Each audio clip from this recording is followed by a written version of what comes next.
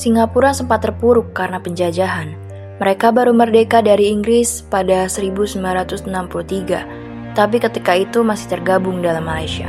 Kemudian pada 1965, Singapura memutuskan berpisah dari Malaysia dan menjadi negara berdaulat. Saat itu kondisi Singapura masih miskin dan memprihatinkan, ditambah negara ini juga tidak memiliki sumber daya alam. Singapura berusaha mencari jalan keluar untuk terlepas dari kemiskinan. Lee Kuan Yew sebagai Perdana Menteri Singapura saat itu membuat berbagai terobosan yang mendorong negaranya berkembang hingga akhirnya jadi salah satu negara paling maju di dunia. Betapa tidak, Singapura merupakan negara terkaya nomor 6 di dunia. Bandar udaranya terbaik di dunia.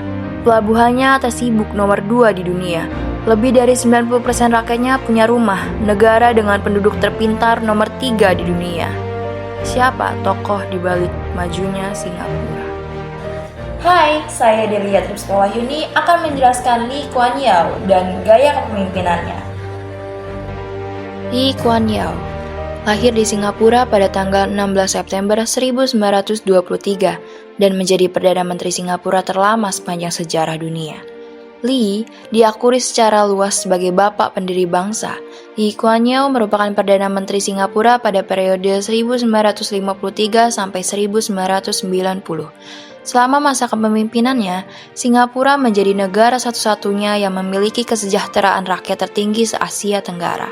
Beliau adalah sosok visioner yang disiplin. Dalam masa kepemimpinannya, Lee menuai pro kontrasi gaya kepemimpinan yang otoriter sekaligus demokratis, yang kemudian disebut sebagai mobokrasi atau hybrid regime atau demokrasi ala Asia, yaitu membatasi kebebasan demokrasi dengan tujuan untuk dapat memelihara tradisi komunitas di Singapura.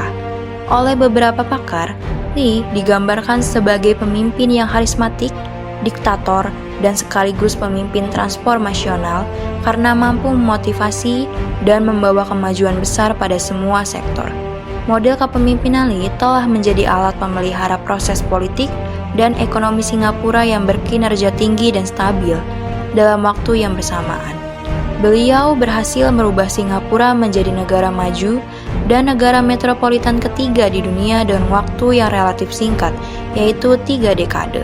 Oleh The Heritage Foundation dalam 2013 dan Economic Freedom, Singapura mendapat peringkat kedua dunia dengan skor rata-rata 88 sebagai negara yang memiliki kepatuhan hukum, pemerintahan yang terbatas, efisiensi dan pasar terbuka, serta negara yang bersih dari korupsi.